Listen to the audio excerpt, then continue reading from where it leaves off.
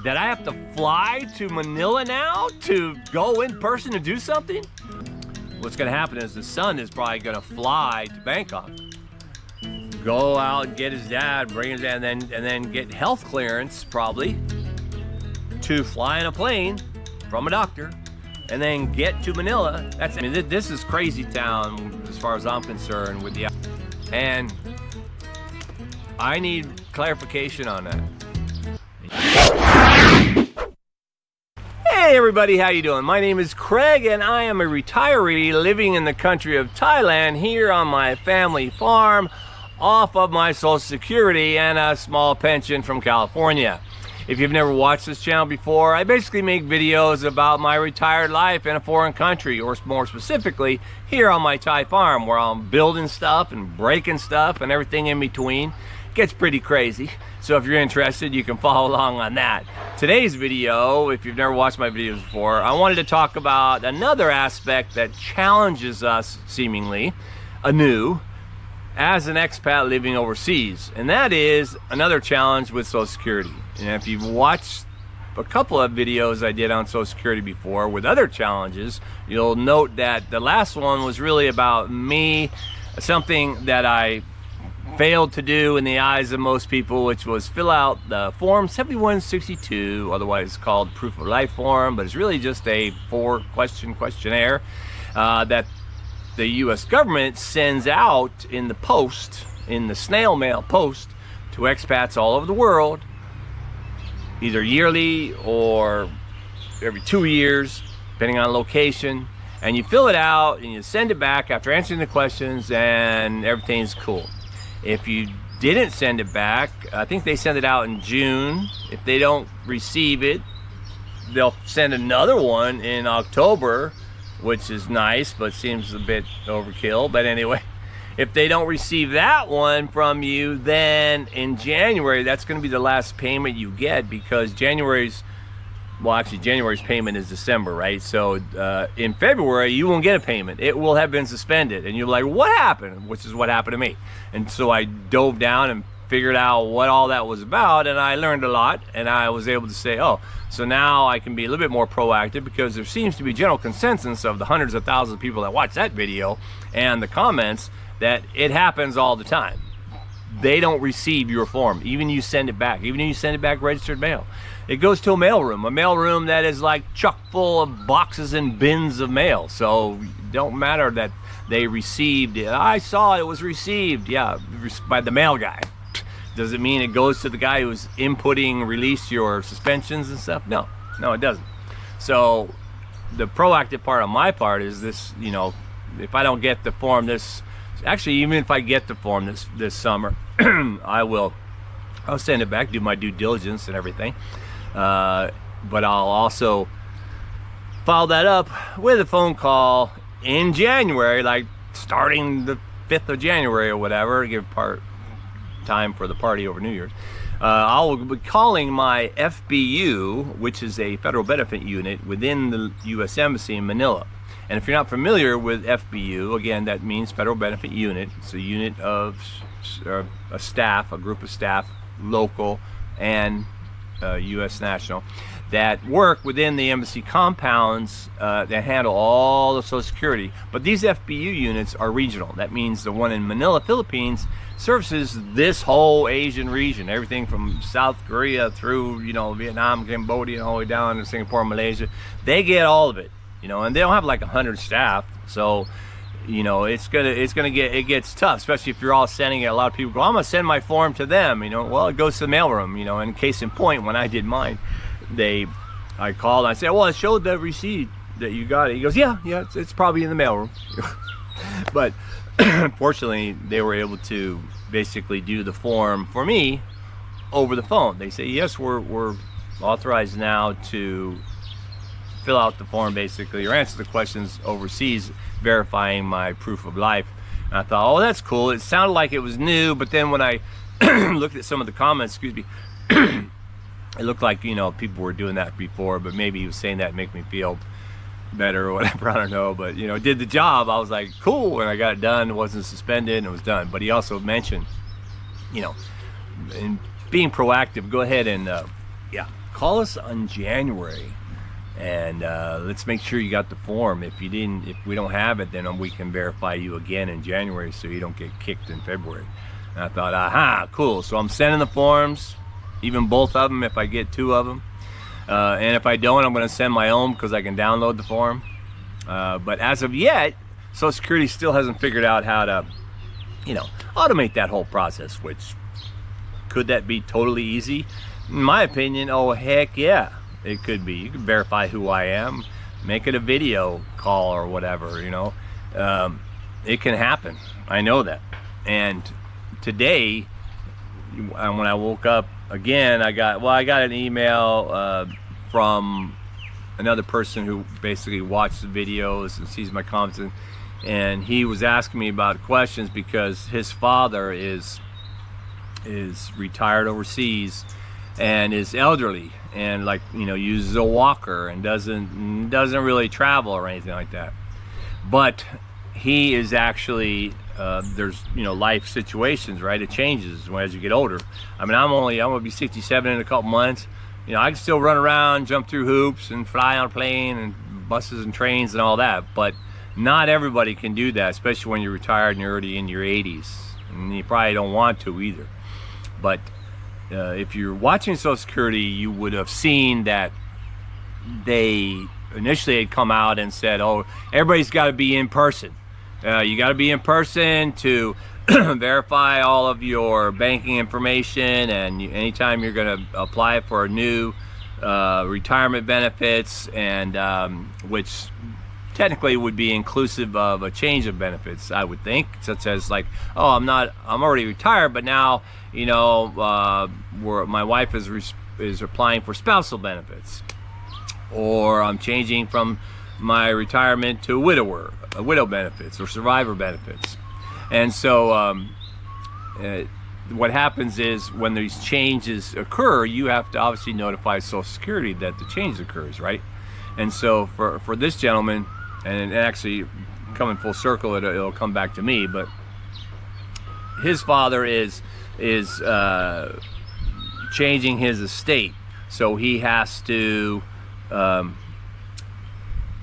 change his banking information, all that, which is one of these qualifiers, because as I mentioned, when they came out weeks or in March or whatever, where they said, "Oh, on April 1st, it's all gonna be, y'all gotta be in person, all you guys," and everybody went, "What?" And just the sheer math on that, thankfully somebody maybe that has been there, I should say, that has not been let go with Social Security, was doing the math and said, "Hey, hey, boss, that ain't gonna work, man."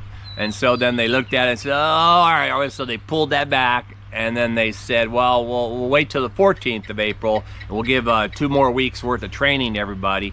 And also, I guess you're right. The people that are on SSDI, which is Social Security Disability Insurance, and people that are on SSI, Social Security Insurance, or supplemental Social Security supplemental income, and those on Medicaid.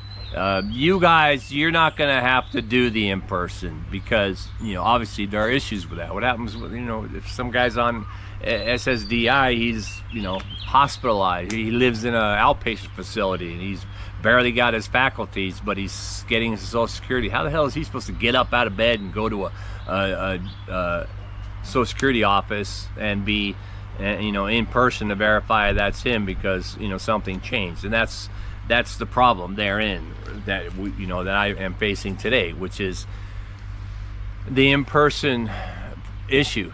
They have clearly said, and it's on the Social Security website, you can go there and look, that in-person is a requirement if you're going to change your direct deposit information. Direct deposit for Social Security was across the board always happening. They said everybody should be direct deposit. There were exceptions that you would still get your check in the mail, but I believe now there is no exceptions. You're definitely going to have to do it by banking, by direct deposit. And one of the other requirements, and you've probably seen this, is that you must be registered with socialsecurity.gov. And along with being registered with socialsecurity.gov, you should be registered with ID.me or login.gov, which are the two third-party verification identification formats that are actually linked right there on the socialsecurity.gov website, because that, those you have to, submit, like, I think I did my passport and my California driver's license and maybe an envelope with my address on it, and, and even at the time, like, held the phone with the circle in it to show, there were various steps to really make it secured so they knew that that was you registering there. And now for Social Security online, you can do a lot of things online. You can change your bank, you can change your address, you can do things.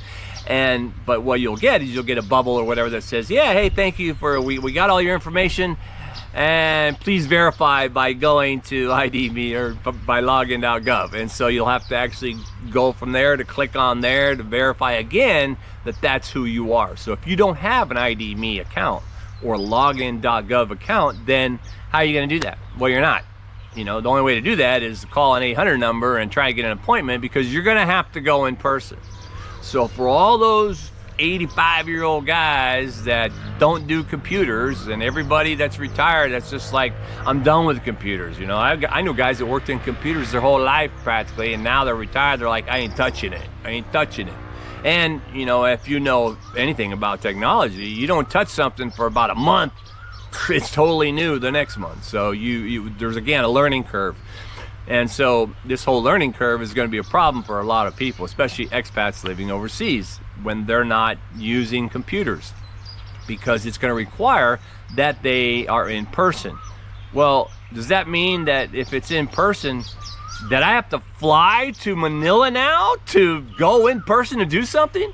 I'm going to be changing my direct deposit to a new bank, or not a new bank, but a new account. So in order to do that, when I go to socialsecurity.gov and verify who I am and all that other stuff, I get the message that they're sending, really, which is, you're going to need to go in person. So I have no alternative. I will have to fly to Manila to do an in-person requirement. And so will everybody else. There are 30, 40, 50,000 US expats living in this country. Even more from all around the world. Fortunately, not everybody is out there is in person yet. But if all the expats that changed, if you just took a small sample, let's say 100 of them changed their bank within a given, within the summer or something. And then 100 people had to fly to Manila and or just even make the appointment first, then fly out of the country to go to in-person check-in. That doesn't make sense. And you can't do it at the embassy. We have a U.S. embassy in Bangkok. And as a matter of speaking of which, there are, almost 30 embassies and consulates that are supposed to be closing? When you close an embassy, what happens? Well, especially if you close it within a given country or a region, anytime an expat lives in that country, they're going to have to fly out of the country to an embassy to deal with something if they have to. So if they start closing these embassies that have an FBU unit in there, yeah, they'll refer them to the next available embassy, or the next available, maybe they'll create a new FBU unit. That'd be great, if they close Manila and they made the FBU unit in Bangkok, that'd be good. Then I can just drive the 4 or 5 hours down south and hail with that.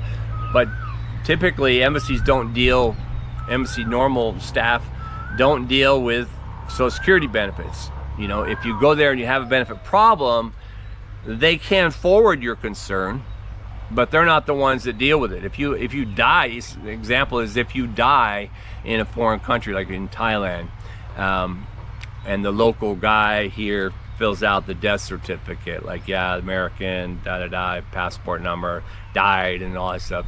If your family member, whatever, takes that death certificate to the U.S. Embassy, they will accept that, copy that out or whatever, and notify Social Security for you. They will notify that there has been a death. If your family just buries you out here or burns you out here and never tells anybody because they don't need to, they're not getting Social Security benefit out of it or anything like that, or a spousal or survivor or widow whatever benefits, then I guess that's neither here nor there.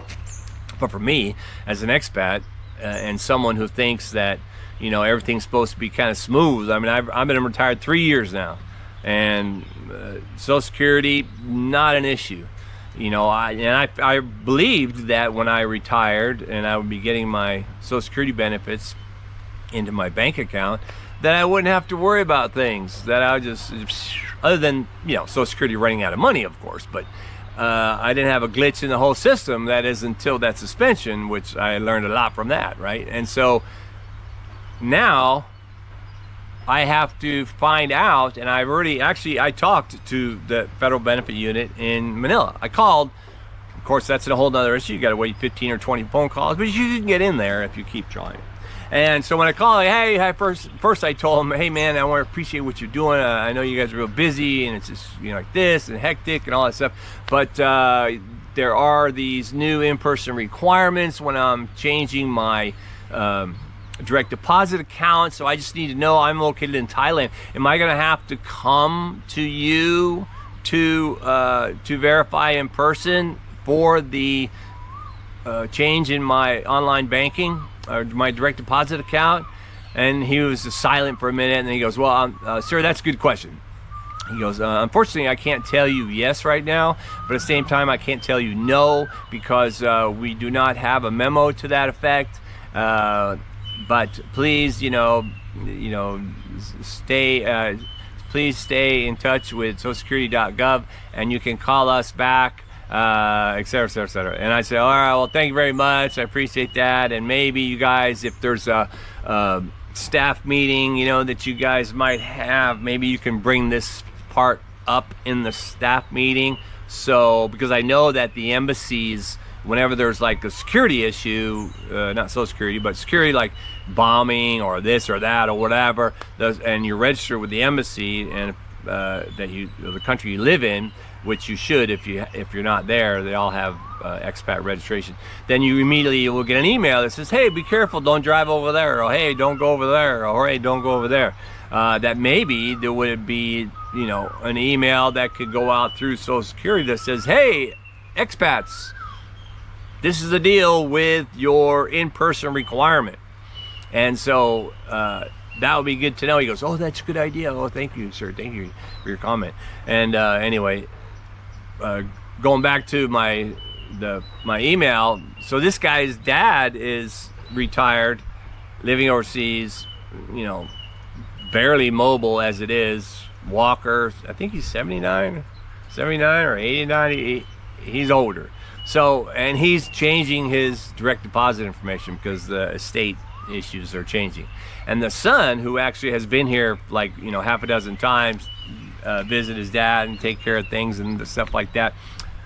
His son's life is changing too, so now he can't be here as often, so to speak. So he can't really, I mean, just think about that. If his dad had to fly to Manila to do an in-person verification, what's going to happen is the son is probably going to fly to Bangkok, go out and get his dad, bring his dad, and then get health clearance probably to fly in a plane from a doctor, and then get to Manila. That's after calling Manila first and making an appointment, and then probably sit out there all day. Maybe you're not even seen on that day, and you have to wait till the next day. I mean, this is crazy town as far as I'm concerned, with the idea that you would need to fly overseas to do an in-person verification. There are a dozen different ways to verify who you are online.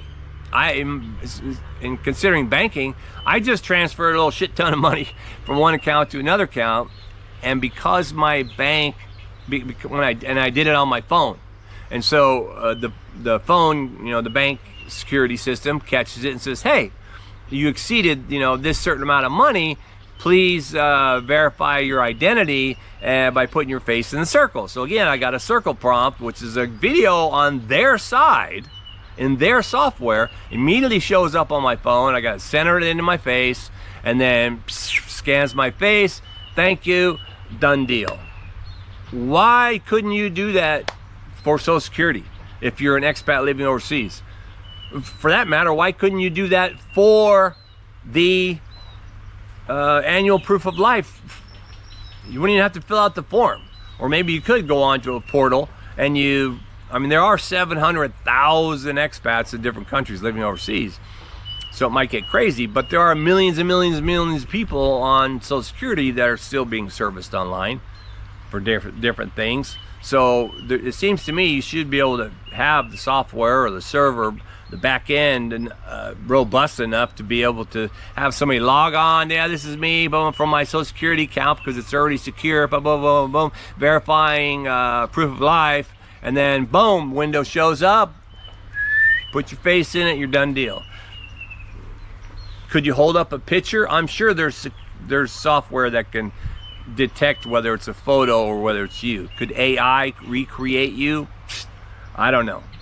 But you probably, if they could, then you could probably also have AI figure out how that's not you. Such as, okay, hold up your passport with you. Matter of fact, when I had an IRS issue a few weeks, well, it's probably been a month ago, I had to verify from them. And so that guy actually came online. Hello, sir, how are you doing? Do you have your passport? Yeah, I showed them like this who I was, and he's like, okay, well, thank you very much. Click, click, click, done deal. But they did that in real time. I mean, I could see him, he could see me. It was through the IRS portal, and got it done.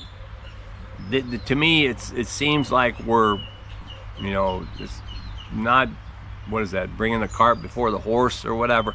It's going to be a nightmare for me if I have to fly out of the country to verify who I am. And on that note, it's not just about the banking. Remember, it's when you have any changes in your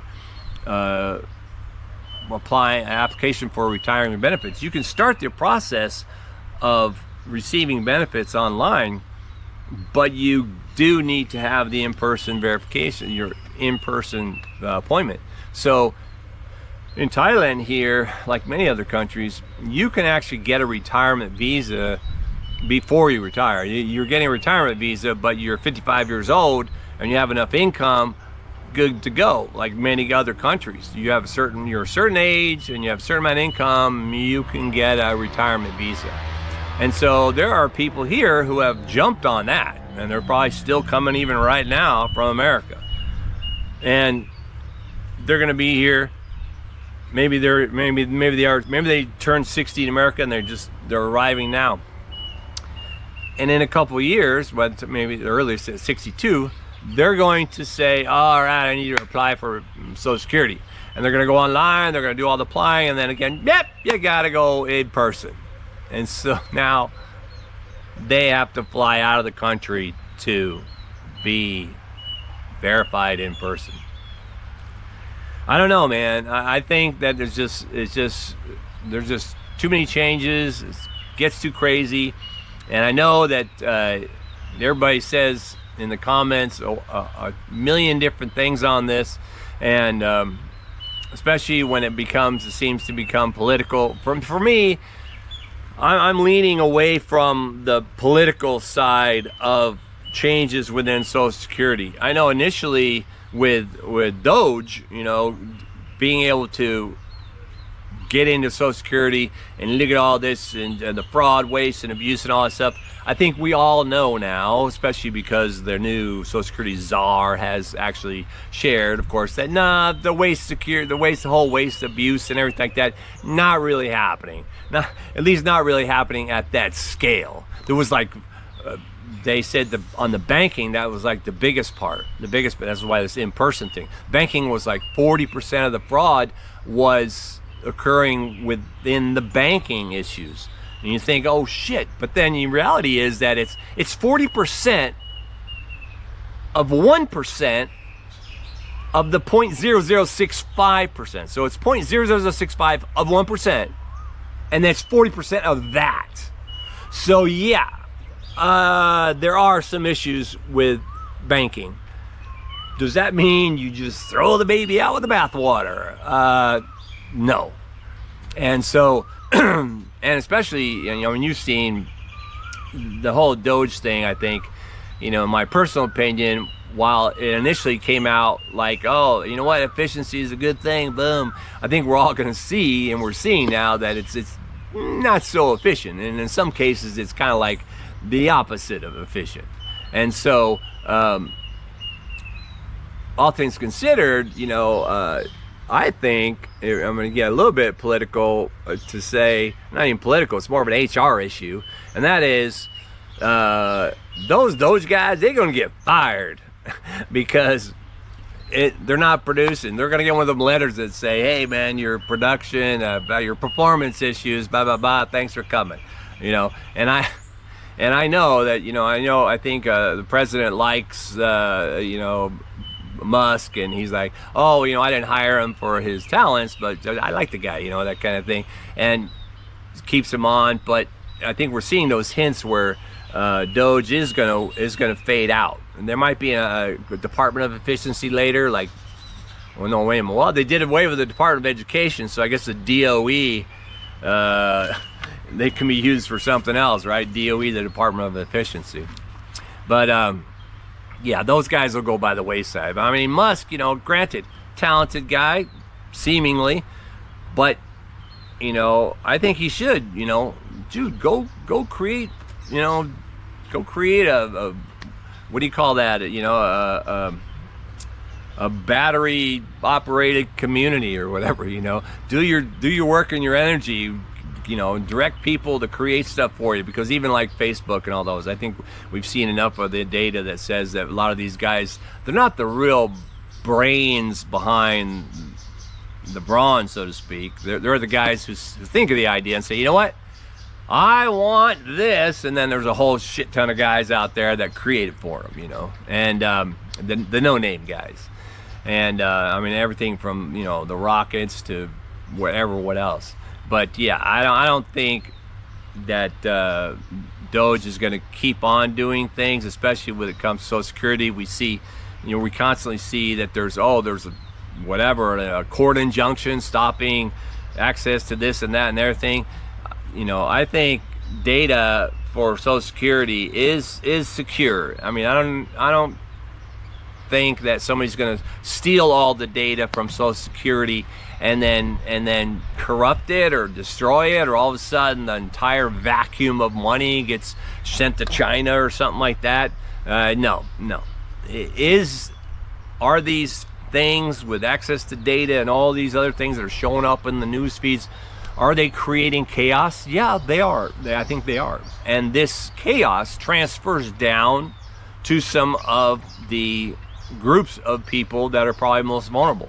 Now, I'm not saying expats are most vulnerable, but expats are definitely a group that can be adversely affected by some of this crap that's going on, some of this chaos. If you can't figure out how to set a rule without prior proper planning to prevent poor performance of that rule, then don't do it.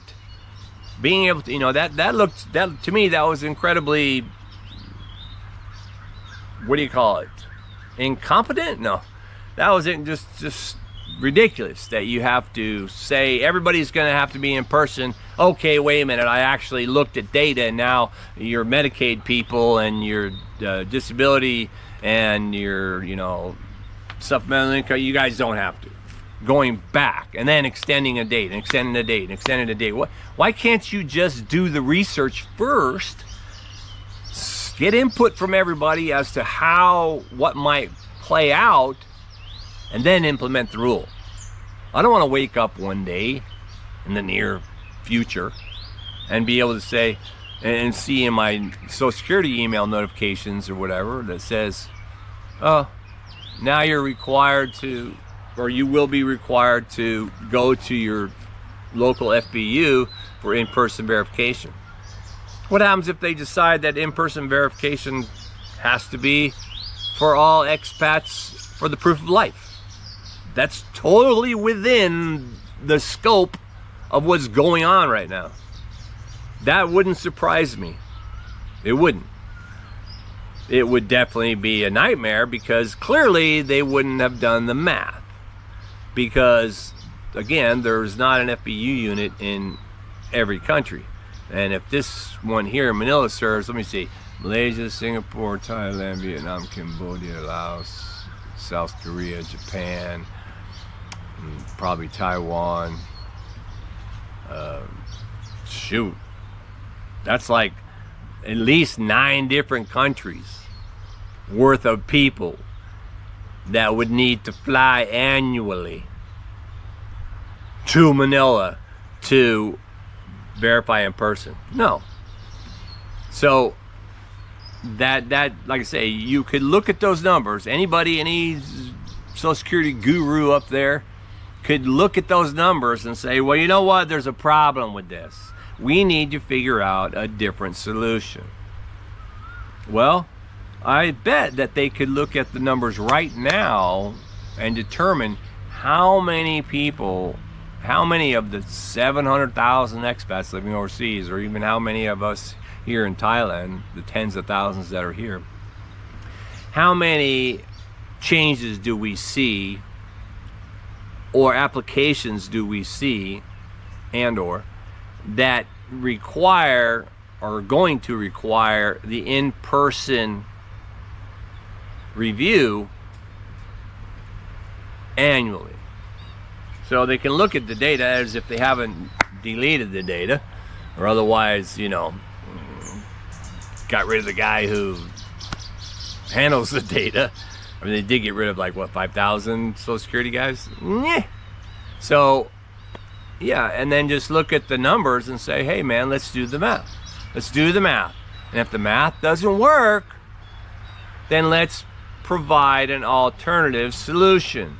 Don't make people fly out of the country for in-person verification. You're the technology people, right? There's technology.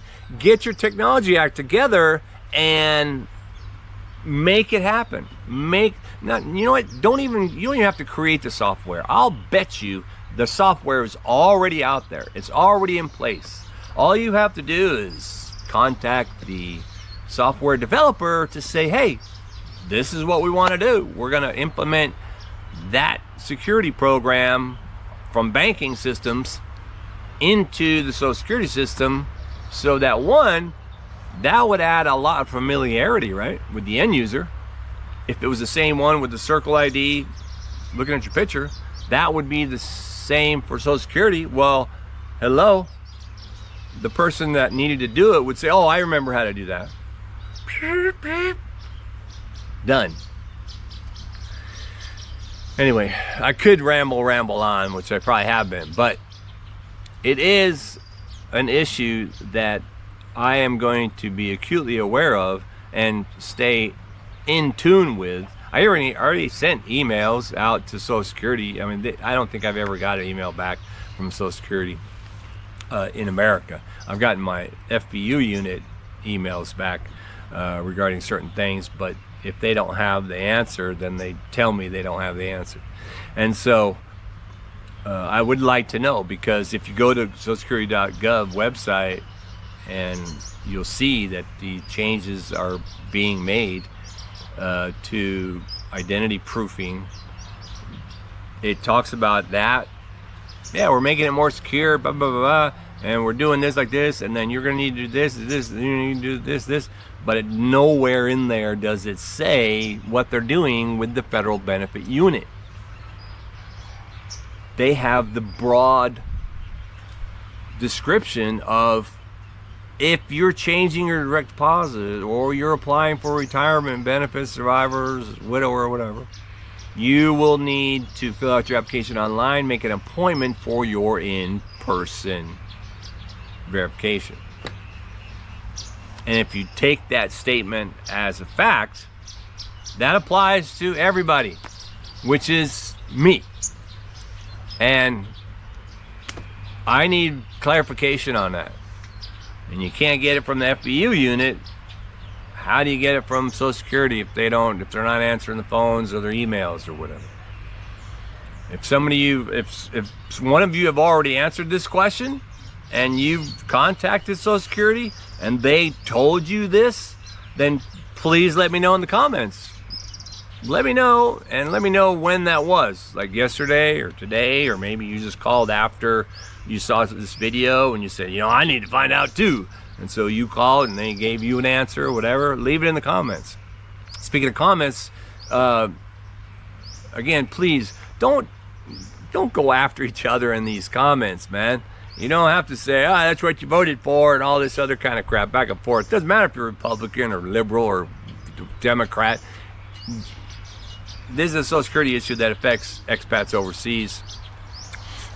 If you make it into, you know, some full-on blown political issue and you start going at each other, then you know, YouTube doesn't like that either. I mean, I just saw a guy, he made a video about some, I forget what the video was, but they canceled like his ability to post videos, and when he got back on, he said it was not because of the content of the video, but because he failed to monitor the comments, because people were saying stuff like they're gonna whack each other or whatever, and this and other stuff, and you know, popping out threats and stuff like that. So, you know, I have my last video, or the previous video when I got suspended, there was a couple thousand comments, and in the first few weeks, first 2 weeks, 3 weeks or whatever, I just kind of like let it go because I was reading them all and I was trying to respond to them all and everything, because I like responding to comments. And but then it just started getting crazy, so I had to click in the editor, you can click to put the comments on review. So that means I get to read them before I approve them for posting. And lucky too, because there were, you know, dozens of comments. I just couldn't post it. I couldn't post them. It's not about censorship. It's about you saying you're gonna kill somebody or whatever. That's no. Or just full on blown, you know, crazy town racist stuff and stuff. No. If you want to say something constructive, go ahead. You want to blast off on something, fine. I mean, I posted a lot of comments, man, that were like not so much controversial, but hey, man, either side of the fence, I don't care, you know, as long as it's a reasonable comment that you're not going straight for the throat and blood and everything like that, then hey, man, have at it. I enjoy reading them and I enjoy responding to them. And for those of you who do have issues with Social Security, then again, register. If you're not, register to socialsecurity.gov.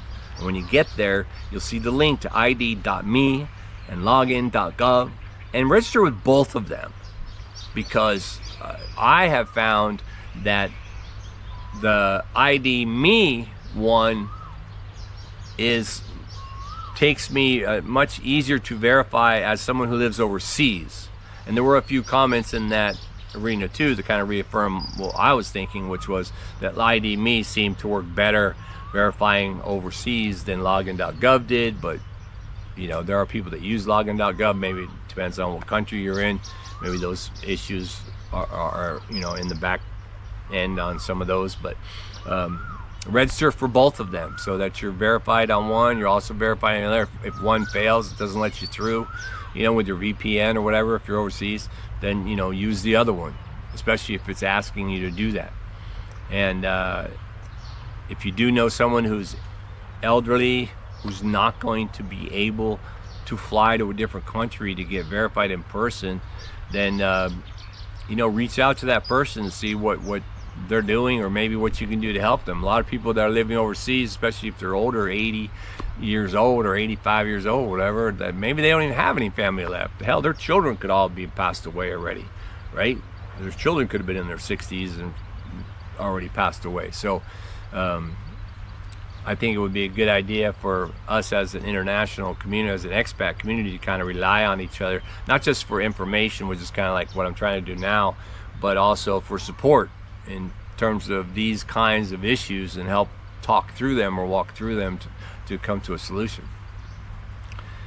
Okay then, well, again, from here on the Thai farm, my little tidbits of information from Social Security. Keep my fingers crossed that I don't have to fly out of the country.